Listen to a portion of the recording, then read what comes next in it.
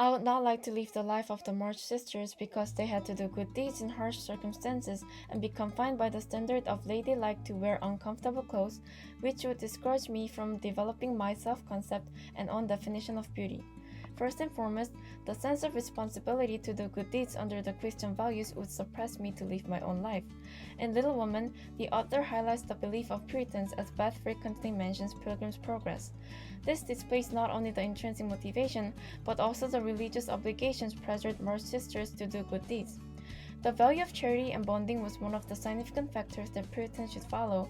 As John Winthrop, an early Puritan leader, wrote, "We ought to account ourselves knit together by this bond of love."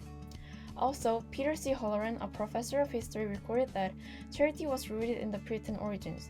As a non-religious individual, aforementioned Puritan values will not function as a fuel for me, unlike the March sisters. For example, when their father was out for the war, Meg says, "We ought not to spend money for pleasure when our men are suffering."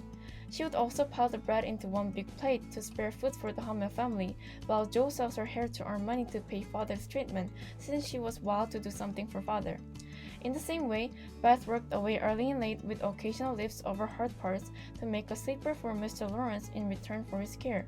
These good deeds depict how March sisters sacrificed their well-being to help their family and neighbors.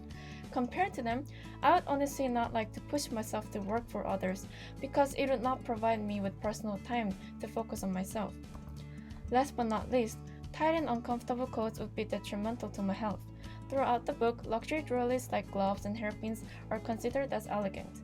Following the elegant trend, March sisters frequently wore new ribbon little parpin and dresses that gave her a side egg or were so tight she could hardly breathe, which carries an image of a gorgeous and feminine figure.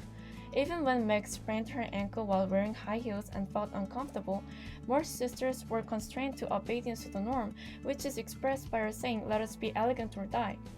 This quote shows that luxury fashion items made sisters look beautiful, but it worsened their health.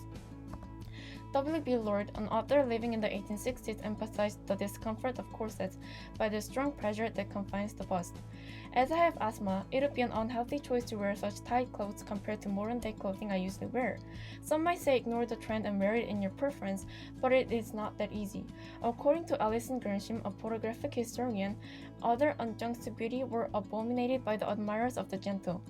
This displays that there were fixed standards of beauty that would greatly suppress and push me to wear those fluffy clothes. Every individual has their own personality and traits that cannot be fit into others.